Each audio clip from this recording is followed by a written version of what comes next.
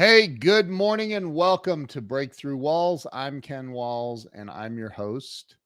And today I have an incredibly special guest on, someone that I met through my buddy Glenn Morshower. This woman is an unbelievably talented actress and a lot of other things. She's amazing. Her name is Kara Rayner, and you are going to love this woman. So do me a favor and share this out to all of your friends and family and stay with us. We will be right back.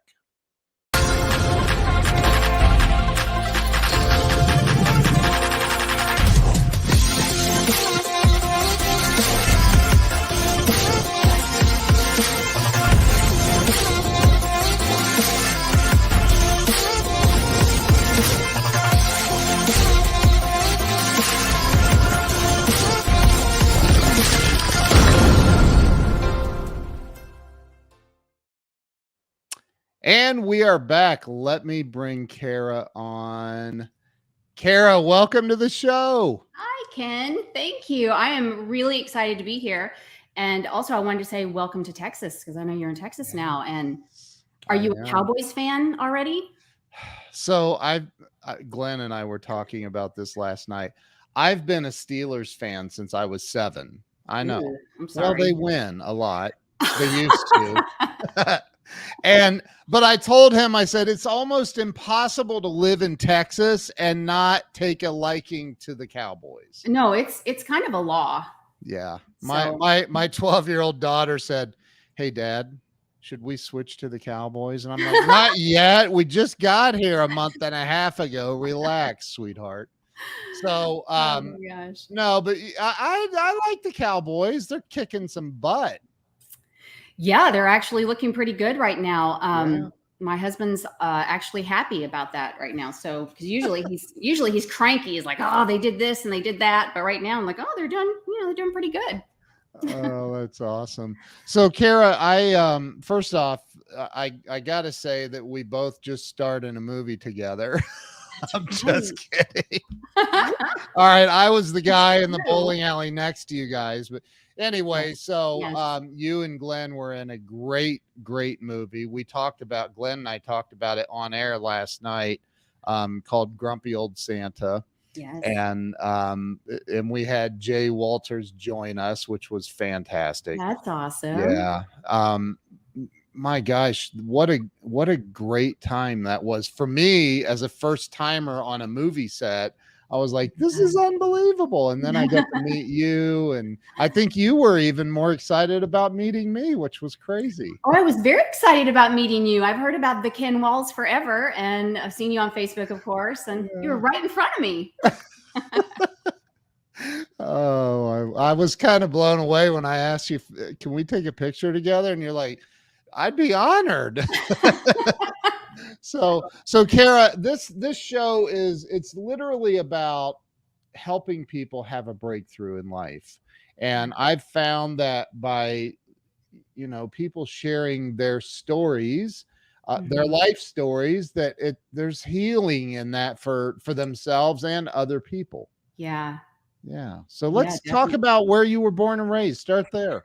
Okay, sure. I was born in Tyler, Texas. I've been through there. So in East Texas. I drove right through there. Yes, you did. Yes, you did. And I grew up with a father who was incredibly talented.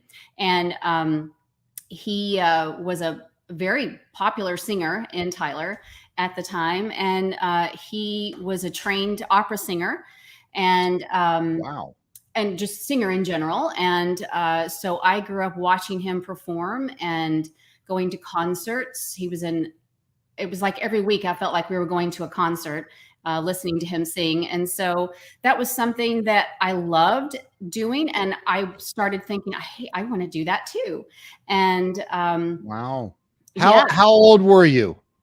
Well, honestly, there's recordings of me singing as early as 3 and 4 because we just sang as a family. My sisters sang also with me. And so as early as that, I was creating little songs. And then as I got a little bit older, 6, I started creating plays and forcing my sisters to be a part of that.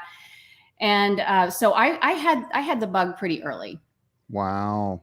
Yeah. I always find it curious that, and oftentimes I'll even ask, like, what do you feel in childhood, like pushed you in the direction of what you became as an adult? And I didn't even have to ask. You just went there. Well, yeah. And it's interesting because, that definitely started all of it, because I saw him on stage, people enjoying it, and the love of that. And so just naturally I had the love of that as well. And later, the rest of my story that I definitely wanted to share, because it definitely was a breakthrough, was that I was so shy, though. And that was a huge, huge issue for me. Growing up, you wouldn't know it necessarily now. Sometimes I can be a little shy, but I was so incredibly shy that, I wouldn't raise my hand in class. I didn't talk to people. And so therefore that kind of kept me from doing a lot of things. And in school, I really did always want to be an actor. I really did. Really? I never told anyone. Yes, I really, really wanted to.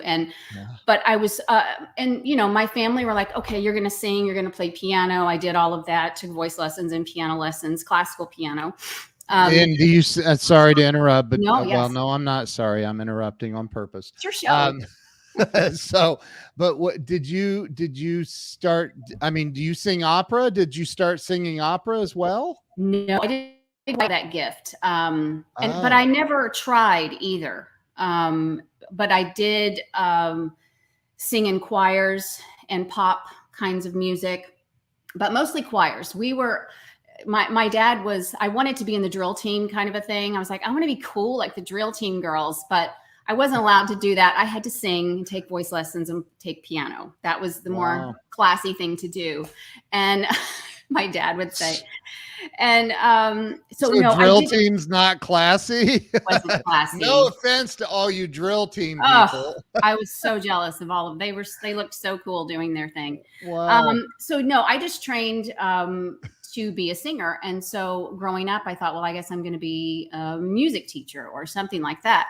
But at the same time, then we start the shy story. And I really did want to be an actor. I never said anything. And at the house, I would do things like do plays and write things and create these stories in my head. I had all of these musicals that I was creating, and the whole neighborhood was going to be invited. And I always had these dreams and goals, but I was always too shy to do them. Wow. Yeah. But with the classes that my dad had me in, I still went after singing. I sang in school. I sang in choirs, did pretty well in competitions and that sort of thing, and sang in a group called the pop group at Tyler High School, now called Tyler High School.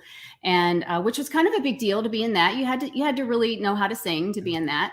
And but I was terrified. I was always terrified. And then finally, my mom said, you really should try out for the community theater. And I was like, ooh, that sounds so cool, but I don't have any clue what to do. And she said, well, there just happens to be an audition for Fiddler on the Roof, and the music director. So, because she had taught me voice lessons, so go and audition. So I did. And I actually got a backup role. I was backup for the role of Hodel. There was another girl who got the role of Hodel, and I was going to be the backup in case she was absent, or sometimes on Sundays, because she was a meteorologist. I think she was a meteorologist. This was a long time ago. I'm having to pull a lot of memory, but she ended up backing out. Like she couldn't do it. And so I got the role. And I was like, what? Exactly. I had that face. What? Is for real? And, oh my God. Is that, I don't know that. Is that a big role in that? It's a decent sized role. Yeah. Is that a musical or a play? Yes, Fiddler. It's a musical. It's musical. Okay. I mean, obviously I've heard of it. I don't think I've ever seen it. It's a good one. It's been around forever, but she has a solo, and Oh, wow. Other songs as well. And she's one of the main characters, I would say. The daughters are definitely main characters. But anyway, I loved it so much. So I stayed in theater. I was comfortable there. Went on to school. University of North Texas, majored in radio, television, film, minored in drama. But I was still so shy. I was like, I don't know Really? these. Yeah, I could not break out of it. It was really hard for me. And Look who's watching. hi, Jay. Oh my Jay. gosh. I was just with him last night. That's so cool. Oh my gosh, I love Jay. But stop me if you want me to stop. But I mean, No, keep going. This is beautiful. I'm getting to the point how I break through finally. Yeah. But honestly, once I got married, graduated college, got married, I had my child actually before I got out of college, my first. And I kept in my back of my head, I was like, I really want to be an actor, but I don't know how. No, you're not. And here's the thing. I was so shy, but I also had such low self-esteem. I just never felt like I was good enough to do that. I know it's okay. Yes. Let's back. I want to back Yeah. you up here a little Sure. bit. Let's go back to, because you were in high school when you got the Fiddler on the Roof. No, I was in college when I didn't do theater until I was in college. Okay. So go back to high school for a minute. What were you doing any? So you did no theater. I You was only weren't singing. on the drill team. No. Were you a cheerleader ever? Please. No. I only did singing. I did singing my entire high school. I was in choir. And then later, as you got older, you could be in the pop group. You couldn't do that till junior, senior year. And so I did all of the competitions. I did all of those things. That's what I was doing. And I loved that a lot. I really did. I really loved singing and wanted to continue singing. But I was watching the people acting and doing the dramas, and I thought that looks really cool. But not for me, because I'm not good enough to do that. I can sing. I've been trained singing, but I don't know how to take that step. And I never told anyone. Wow. And okay. So it wasn't until my mom said, you should try this. So, okay. So let me ask you this. Yeah. Is there anything that you can think of that you're like, this is why I was so insecure? Like this one thing? Really? Oh yeah. I know exactly what it is. And it was because I was always, so it's part of my story, but it's not really sad because it's just part of my story, but I was always the chunky kid. I was really bullied in school, hardcore bullied, especially elementary school. And so that's you were chunky? Yeah. Really? Yeah. And so elementary school was brutal. I was teased relentlessly, especially by boys, usually not girls, but especially by boys. And my younger sister had to beat up a boy one time because he was so mean to me. And so she was the tough one in the family. She was not afraid of anything. Oh my gosh. Yeah. So that's where all of that started. And, I just never complained. I went home and cried because I hated hearing it. But that's part of why I would sit back and I didn't want anyone to pay attention to me because I didn't want to bring the attention to the chunky kid in the room. I just wanted to be quiet, do what I needed to do, and get through the day and get back home where I was safe. And so that's where that shyness started. Wow. Yeah. That's okay. It always starts with something, and it's a story that we end up telling ourselves over and over. Oh right? yeah, that is it. That is it.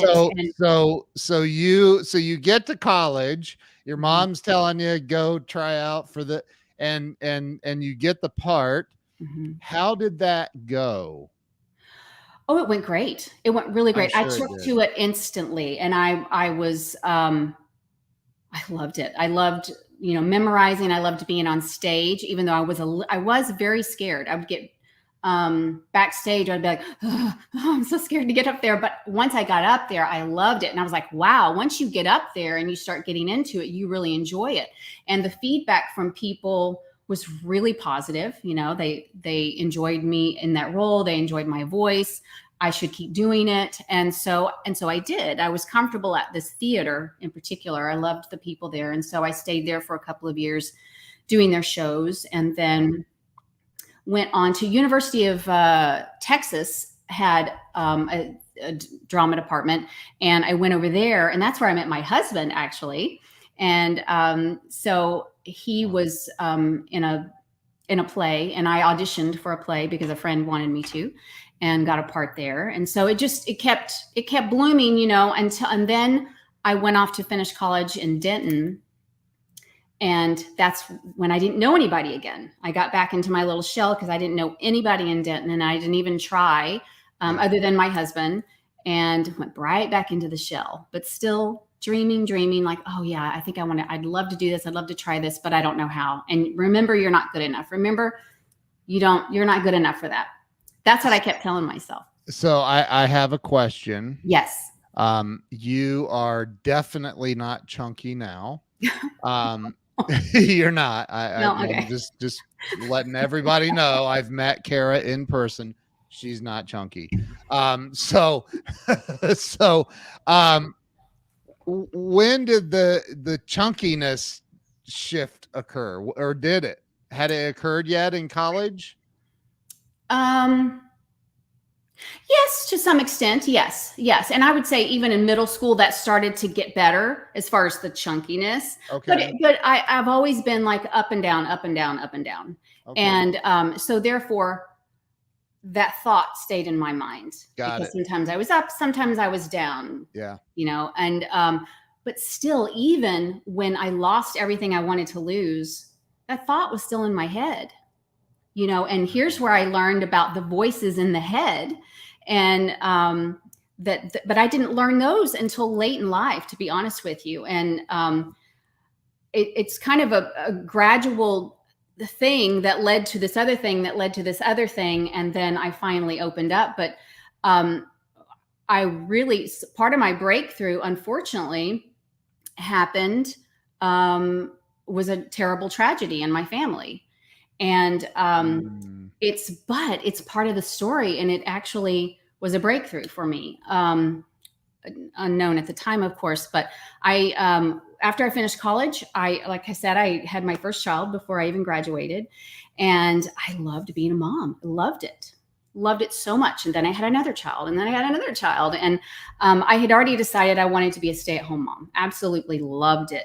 Wow. But I still, in the back of my head, was like, oh man, I would love to be in movies. I would love to be an actress. But remember, you don't know how, and you're not good enough. So but you know how to be a mom. And you're chunky. Yeah, that's right. And you're chunky. Stop it. Get over yourself already. So I loved being a mom. But then I began to think, my kids were getting in their preteens, and I thought, you are not doing anything with your degree. You're not doing radio, television, film. You're not doing drama. You're not doing anything right now. So maybe you should start thinking about doing that. And I thought, there's something that keeps nagging at me to do that. And I didn't really understand what that was at the time. I mean, I knew what it was, but I didn't understand why I was having the nagging. Then I began to think, I think I'd like to get back into voiceover. I did a little bit of that in college.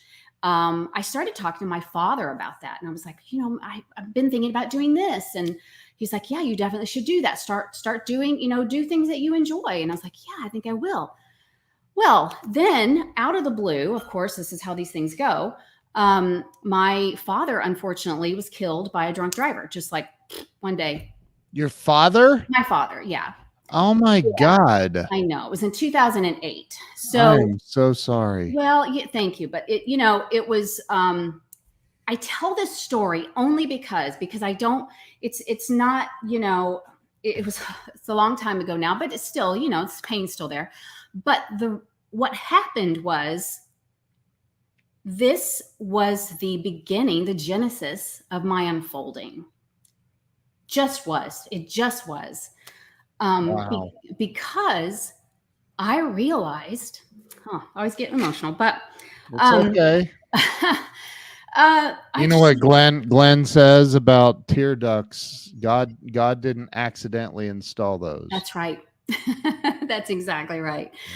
Well, yeah, I realized, my God, you can just be minding your own business and you can be taken off this planet in a second. Yeah. And what if I never at least tried to do what my heart wanted me to do? And so that was the beginning. And it took a little while, but little pieces of me began to unfold. And so then I did one of the scariest things I'd ever done. And that was ask someone advice. Oh my gosh, can you imagine? And it was a man at my church, and he happened to be the announcer for the Dr. Phil show. And I had this wonderful voiceover voice, and I just said, I'd like to ask you, how did you get into voiceover? You know, oh, I'm sorry to have to ask you. Well, it turns out people who are really passionate about what they do love to talk about themselves, like this kind of a thing. I love to talk about myself. You know, we like to talk about it. It's, you know, because we're excited about it.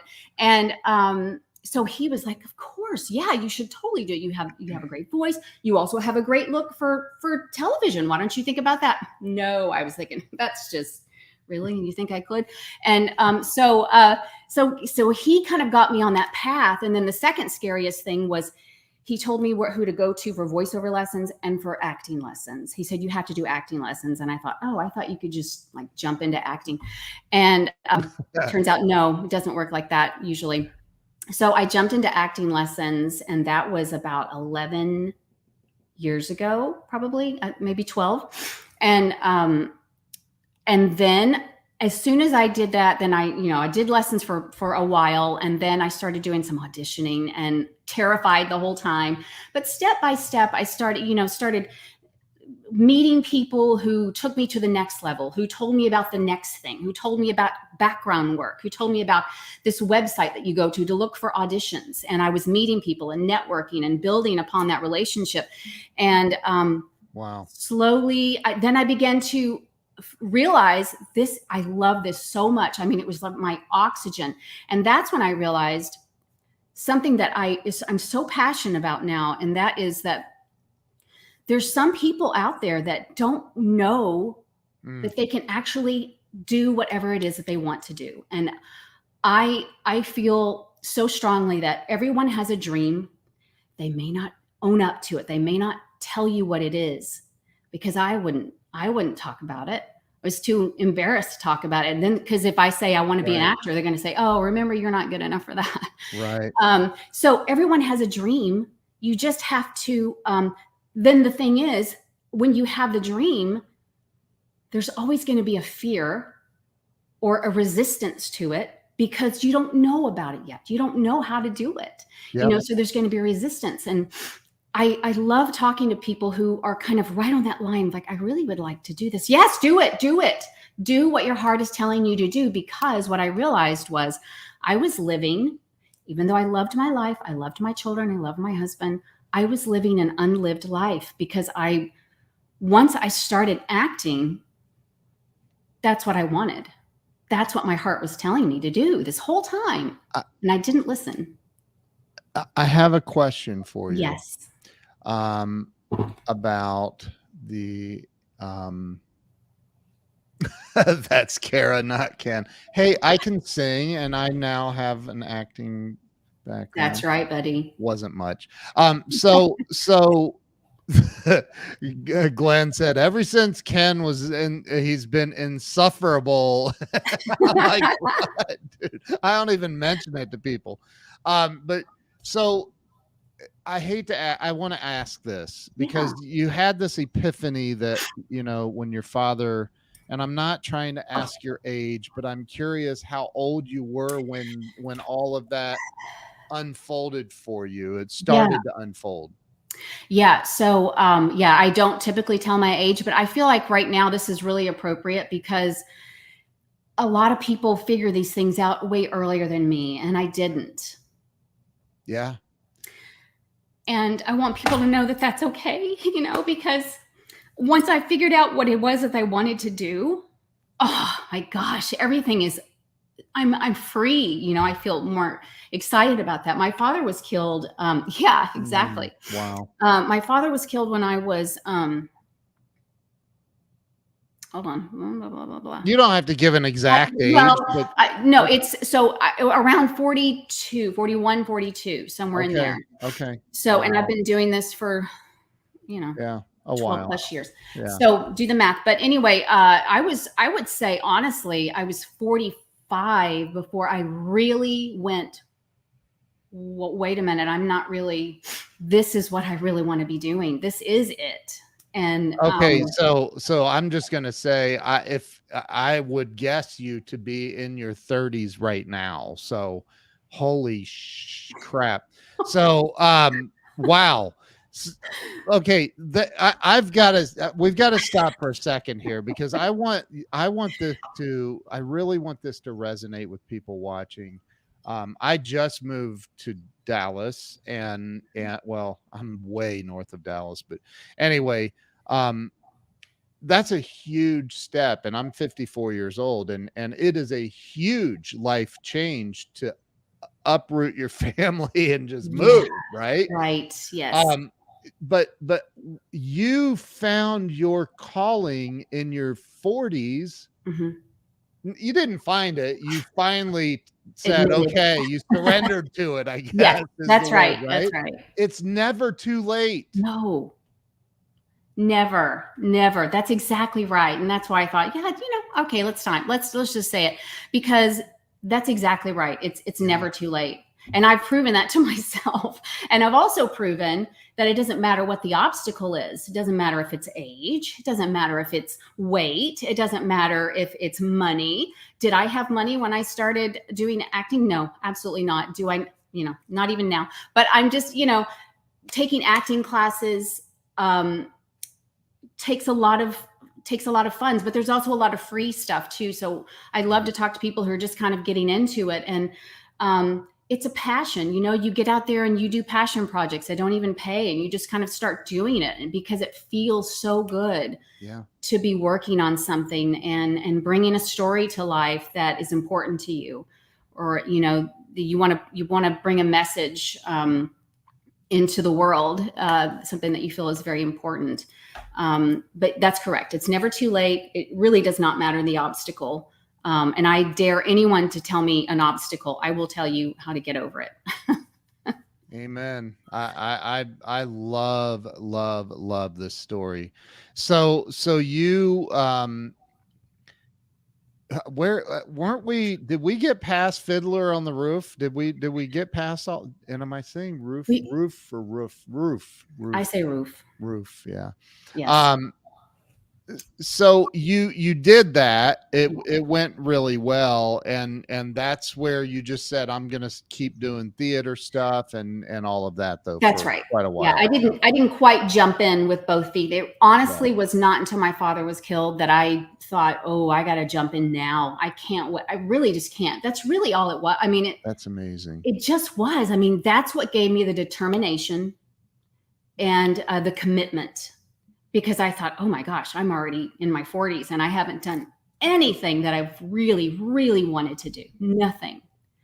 And that gave me the commitment. It's amazing to me that something so tragic can almost be looked at as a gift of sorts. I know that's a terrible way to put it. No, I know it, but it's true, isn't it? That when we're at our lowest moments, that's when we learn. Yeah. And sometimes climbing back out of those, every little step to climb back out of it is where we're building up ourselves and learning from that. So yeah, definitely. I think, those lowest moments, people who, it always makes me so sad to hear about people who are so depressed, and suicide is an issue. And I'm just like, oh, sweetheart, it's your lowest moment is the beginning. Yeah. It really is. It really is. Wow. Yeah. There's all kinds of comments in here. Can't wait to. Yeah. I know just so you were in your mid 40s. You decided to get into acting lessons, and is that when you met Glenn? How long have you Oh, been so with I Glenn? met Glenn. I love Glenn's story because I got into acting lessons several years before I met Glenn. But then a friend of mine and I were in a play together, and he brought Glenn to the show. And I had heard of Glenn and his class before, Yeah. but guess what? That little inner voice of mine was saying, "You can't be in Glenn's class. There's no way you can be in Glenn's class. He's going to see right through you." And And he'll know you're chunky. exactly. I'm sorry. Oh my I God. find that so No. funny because you are Oh, not chunky. Like, but well, it's well, insane. Oh my God, we've got the Phantom of the Opera. My buddy James Barber is on here watching. He was Phantom for 3 years on Broadway and Beast in Beauty and the Beast for 7 years. oh my gosh. He's one of my best friends in the world, and he loves your story. So That's incredible. yeah, he That's can sing. oh, Trust me, he can sing. It's oh, amazing. I apparently, yes. Yeah. Oh So my gosh. No, yeah. So Glenn came to the show that we were doing, Okay. and we were backstage waiting to go take our bows, and my friend said, Eric Hansen, actually, one of my besties, he said, "Hey, my acting coach is here. Would you like to meet him afterwards?" And I was like, "Who's your acting coach?" Glenn Morshower. I was like, "Oh yes, I'd love to meet him." Of Right. course. And so then I came out. I came out after the show to meet him. People were just swarmed around him. I was like, he's gonna leave. I'm never gonna get to meet him. And then he just starts walking over towards me, and I was like, oh my God, here he comes. He's walking right at me. And so He's gonna call me chunky. I know he is. you're a fake and chunky. So anyway, but he was so wonderful. And he was so You're a wonderful fake and lovely. Exactly. I swear, it's so dumb. And those negative voices, that negative chatter in your head. I Get it out. know. I love it. Get it out. So anyway, we met. He was just so kind. Said really nice things about my performance, and so I was like, "Wow, are you talking to me? That's someone else." Seriously, I mean, I'm not even lying. But anyway, he encouraged me to come to his class, as he always has, not because I needed new students. He just, and I'm telling you, I started going to his class. I went to one just to kind of try it out. Loved it. And that is another unfolding of me that happened from meeting Glenn and being in his class, because it's not just about acting. It's about mindset. And that's what this girl needed. I needed the mindset. I'd never been taught anything like that before. My parents are lovely, wonderful people, but they didn't know about that, And so I learned about mindset and how you think about yourself and how important that is. And the negativity is just going to keep you down, and I never really knew. That's another thing that I learned, was that other people hear those voices too. They hear those voices of, you are so ugly, you're so chunky, whatever it is, you're not any good, you can't do any of those things. I didn't know that was not really our voice. That's just our old story that tries to keep coming up. And so learning about negativity was just so important to my growth. And being in Glenn's class, I just soared. I mean, and it changed my acting because of learning about mindset. Yeah. So I am he is my hero for changing that in me and in all of the students. I mean, the people who are in his class all feel the same way. We're just like, how did we not know this beforehand? It's beautiful. First, I echo everything you said about Glenn, although he hasn't done much for my acting career because I'm not an actor. I'm kidding. Hey, though, look, in reality is I've done hundreds of shows with Glenn on live stream like this. Yeah. And he has helped me in many, many ways with my on-camera presence, like just being more present and authentic, and which I kind of always have been anyway, but he really has helped me hone that. So there's not many people that come in contact with Glenn Morshower and spend any amount of time with him that can walk away and say, yeah, that guy didn't do anything for me. There's no way. No, I, they're delusional yes, they are. or narcissistic or something. If they, he's impactful. So, and I'm so grateful that I've met you through Glenn, as well as so many other amazing people. But so talk about, and you kind of you've touched on this, but Mhm. I like to get into, and gosh, we're only 35 minutes in. I feel like we've been on here for a long time. Like, that's crazy. But talk about those voices Mhm. and how the moments where the voices did hold you back. Like, because I've had it happen where it's like I could have taken that risk, I could have taken that chance, but Yeah. those voices told me, I wasn't good enough to even attempt, so I didn't. Right. How Well, many things have you gone through with that?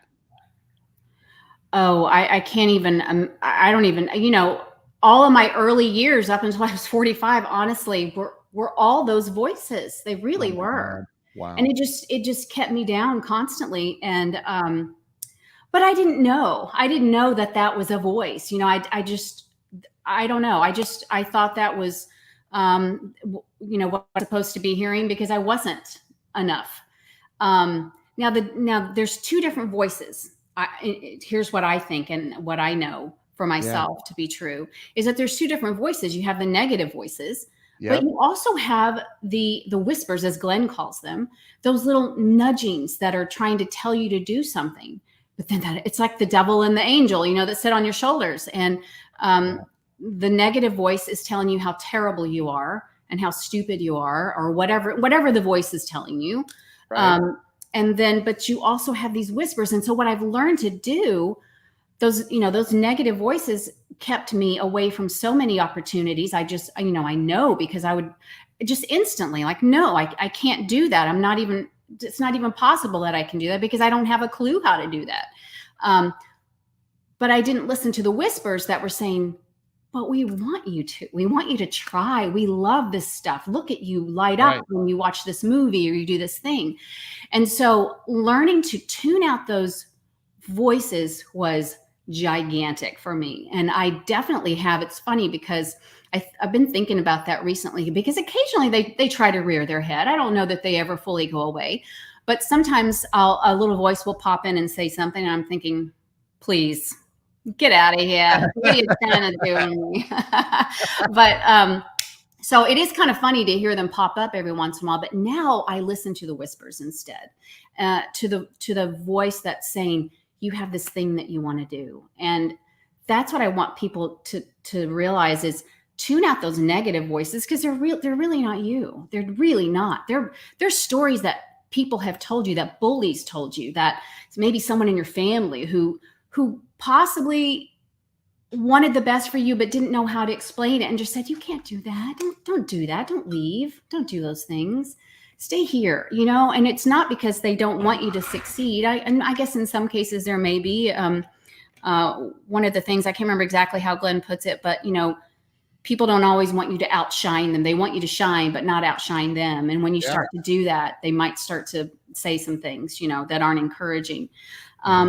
And those negative voices, also, if you're around people that are negative, you're going to keep hearing those negative voices. And that's one of the first things that I learned was, oh my gosh, listen to all these people that say these negative things. And I used to sit and listen to them like, oh yes, tell me more. And it was just awful, And now I was in a situation a couple of years ago, and unfortunately I was in a play actually, and I could not leave because I was in the group and while we were getting dressed and stuff, and there was so much negativity in there. And I was like, I can't listen to this. I don't listen to this thing anymore. And so now I love that I can, when I recognize negativity, and that energy is just not something I want. And I don't want to be a part of that either. I don't want to be responsible for someone else's negative energy. So that's another thing that I love. I like to be responsible for my energy that goes out into the world, and I want it to be positive. Am I positive all the time? Of course not. Yesterday I had a moment where I got up mad about something, but then we get better about snapping out of those things. But be responsible for the energy that you bring to the world, and try to keep that negativity out and listen to the good voices, those whispers. I have somewhere in my office, I don't know where, I have this thing that was made, that I made, that Oprah had hanging in her office. Yes. Be responsible for the energy you bring into Bring it to this the world. space. Yes, yes, and that is actually, I've heard her talk about that. I think it was a woman who had suffered a stroke. The story was, because that's what I'm remembering now. And the woman did not want to hear anything about how she couldn't do anything. Right. And and she was able to, because I think they were saying you're not going to talk or walk again. I don't remember what the story was, but she did not want to hear any of that, because she had a mission of recouping, herself and recovering from everything, which ultimately she did. Yes, I know exactly what you're talking about. It's so important to take responsibility for your own life, and I find it incredibly tragic that your father was killed by a drunk driver. Mm-hmm. But I sit here and I wonder if the real Kara Rayner would have ever been birthed had it not been for that. Sure. So I'm sorry, but I'm also like happy that it woke you up Yeah. to who you really are. That's Yeah. amazing. Yeah. I have to share something. I'm going to share something. When I was co-starring, I'm kidding. When I was the extra in the movie that you and Glenn starred in, Yes. I was in between, I guess they're called takes, in between takes or Sure. whatever. I went out to look for a restroom, and I come upon you and Glenn standing by a Christmas tree in this church. It's beautiful church, by the way. But and you're singing, and you're is it harmonizing? Is that what it's called? Yes, Glenn was Okay. harmonizing Yeah. with Yeah. me. And I think I arrived in the last 10 seconds maybe of you doing Silent Night together, and I was like, okay, wait a minute. I've got to go get my phone. You guys have to do that again. I'm recording that. And you both said, go get it. We'll do it again. I was like, no way. This is not happening. So I ran back into the sanctuary. I'm like, where's my phone? And I get my phone. I run back out. And I want to share. Do you mind me sharing this with everyone? No, I would love for you to. I want to share this. Glenn and I shared it last night on our live Aw. stream. But I want to share this with everyone because it is just amazing, and everybody needs to hear this. So this is Glenn Morshower and Kara Rayner harmonizing together Silent Night, and I'm going to play it right now. So here we go. Silent night, holy night, all is calm, all is bright, round young virgin, mother and child. Oh, infant, so tender and mild, sleep in heavenly peace. Sleep in heavenly peace.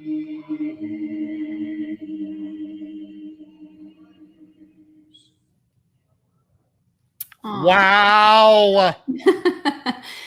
Oh, that was I've listened to so that, I don't know, 3,000-4,000 times. Oh my gosh. I'm kidding. It's just amazing. What a special moment. And look who we've got watching right now. Micah. Micah, the producer Hi, Micah. of the movie that you guys were just in. Yes, that's right. Micah's Yeah. a sweetheart. You are he's an amazing, amazing human. I need to get Micah on this show too, Oh, don't you I? do. Yeah. So let me ask you, I always ask a couple of very important questions toward the end. Um, the first question is, I do think having money or not having money is related to happiness. I really do. People are like, money won't buy you happiness, and I'm like, you're saying that because you're broke.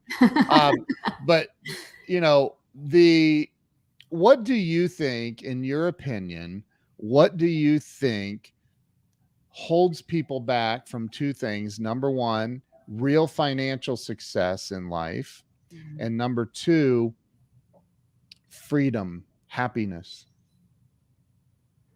Wow, those are good questions. Well, first, financial freedom. That's a hard question because, I think, what is financial freedom? Obviously, I know what that is, but I mean, I think where I'm trying to come from is, I'm not wealthy by any means whatsoever, but I feel like what I'm doing now with my life, even though I'm kind of on the early side of getting into acting. I've been doing that for 11 years, so not a lot of money being made yet, but but I think having, doing what I really love is allowing me to put my money into priorities where they need to go. And currently I'm very fortunate. My husband works and I occasionally get to work and contribute, but he's definitely my number one person to help, get this career off. But financial freedom and ultimately happiness, I really feel like it comes down to discovering what it is that you love. Because I think if you're doing a job that you truly love, number one, you should be able to come into where you're going to financially begin to grow. Yeah.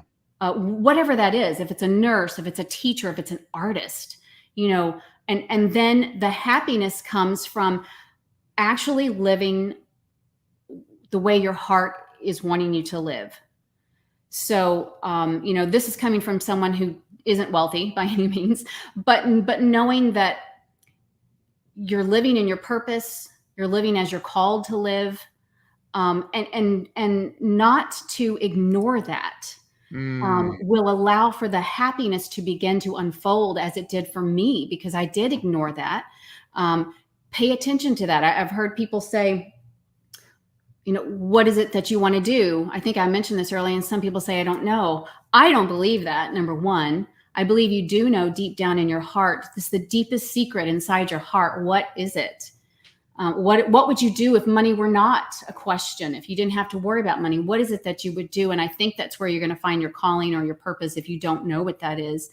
And then just begin to figure that out. And I think eventually you're obviously going to come to your happiness, because you're going to be living the way that your heart is directing you to live. That can change. Tomorrow I may wake up and think, oh, I love acting, but I also love teaching. Maybe I would like to start doing that. I think it could change, but I think you need to don't ignore what you're being told in your heart, not the negative voices. Don't listen to those, but the true heart, that the true love that lies in your heart of whatever that passion is. A gift. It's your gift that you need to allow to open up. And I think that will take you to a financial freedom like for me, we do okay, but we're still, I still use a lot of money for classes and for driving all over the country, whatever it takes. Yeah. But for me, it works because this is what I want to do, and this is how I express my passion, and that is saying yes. So I think saying yes to what it is you love, going out, not being afraid, don't let the resistance slow you down. I think you're going to come to what it is that makes you happy, and ultimately that will come to your financial freedom, because you're either making enough that makes you happy, or you're making more because you're doing what it is that you love. I love that answer. There was a time when my wife and I first met. I had my company for a couple of years, and we decided to team up and work together. And we opened up our first office, like real office location. And I had a handful of employees, and I'm on the phone one day talking, and this guy, and I've told this story before, but this guy comes walking into my office that worked for me, this big old boy, and he says, hey, there's somebody looking in the windows of your SUV in the parking lot. And I'm like, you're bigger than me. Go kick his butt, man. Get him out of here. And he's like, he's got it blocked with a tow truck. And I'm like, tow truck? Oh gosh. Oh no. and so I can laugh about it now, but I'm going to tell you, in the moment, trying to convince the repo man to not repo your car in front of your employees that are depending on you for a paycheck, it was the most humiliating moment of my life. And I remember thinking, what's the point of being here? Like, what's the point? Why even go on? So my question with that story is, if somebody, I've had my electric turned off. I've had all of the stuff, right? Yeah. And what if somebody's watching or listening to this, that they go, I'm at the end of my rope. I don't know what else to do.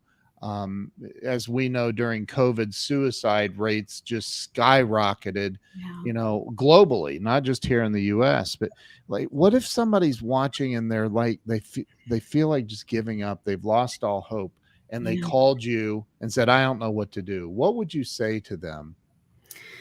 Oh, I guess the first thing that makes me very emotional. Honestly, the first thing is to take a breath, take a moment. There's no reason to make any rash decisions. I've been in terrible spots too. I've been without electricity. We all have our stuff. We all have our things. Some are worse than others. Some seem like it's, impossible to get out of. But, just learning from the tragedy that we had to go through with my family. And honestly, that was just the beginning, because for my mother, that was, that's a whole nother segment, getting through that and helping her begin to maneuver through her life. Yeah. But taking a breath, stop. Everyone has problems. And again, like I said earlier, at your lowest moment, it truly is the beginning. There's a light at the end of the tunnel. You just have to look for it. And you may not be able to see it today or tomorrow or the next day. You really just have to stop and take a breath. There was someone not too long ago that I don't remember the instance or what it was. It doesn't matter. But it was just like, just focus on this breath right now. That's all. Let's just focus on this breath. That's it. Okay, now let's focus on this next breath. And I think it's just bringing yourself to calm down, to know that everyone has problems.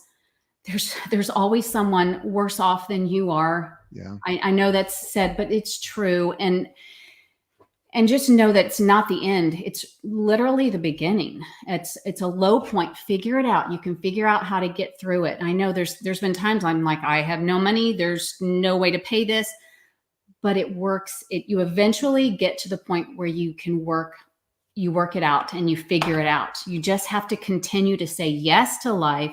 You have to continue to say yes to opportunities that come your way and not ignore them. And Yeah. because even, and also something so low is a learning moment for you. There's something to learn. And that's another thing that I've been able to say now is when something bad happens, what do I need to learn from this? There is something that I need to learn. Yeah. And you just have to be aware of that. I think being aware of what is it you need to learn, being aware that this is not the end. And those are not everyone knows those things. They're not, they're not taught that. So that's just something over my many years of life that I have now learned. And is there more for me to learn? Absolutely. There's more. Yeah. But I feel like I have some grounding now to where if something, tragic ever happens again, I know it's okay to be upset. It's okay to have emotions about something, you need to cry for a while. Let's do that. But it's not the end.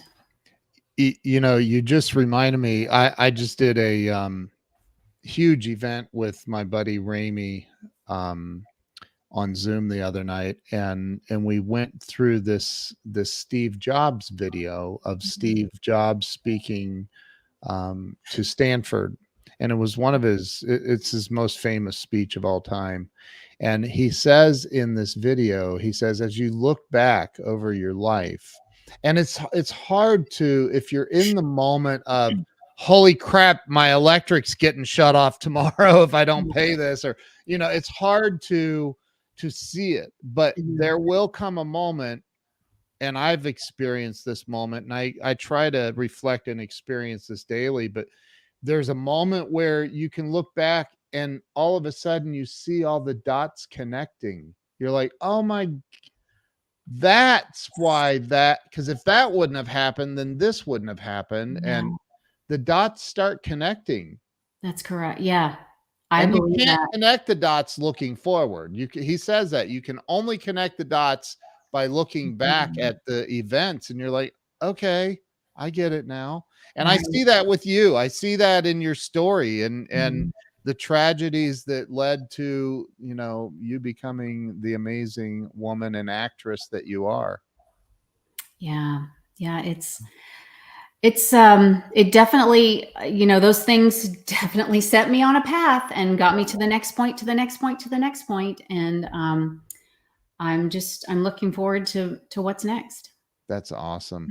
My buddy Glenn Bill says he's a millionaire. Plenty of miserable millionaires, and he's correct. There are plenty of them. That's true. But I think that you're on the right track. I think you're an amazing woman. I'm so grateful to Glenn for introducing us. Thank you, Glenn, if you're watching. Glenn Morshower. And Kara, I'm excited to see what's coming for you. I think some amazing things are coming. Me too. I know they are. I don't know what they are, but I'm expecting them, and it's just getting better because my my confidence, my exposures, but that's how it works. The more you're in it, the more you hustle, the more you get. And That's so right. I'm ready for it. That's awesome. Well, thank you. I'm going to end the live stream. Thank you for being on here today and sharing and being so transparent and loving and just kind. Thank you so much, Kara. You're amazing. Welcome. I loved it. So much fun. Thank you. And thank you to everybody who has watched and shared this out. And yeah, thank you all. Appreciate you all. Thank you, Kara. Stay with me, and we will see you all later. Thanks so much. Bye. Happy New Year, by the way. Yes, Happy New Year. Happy New Year.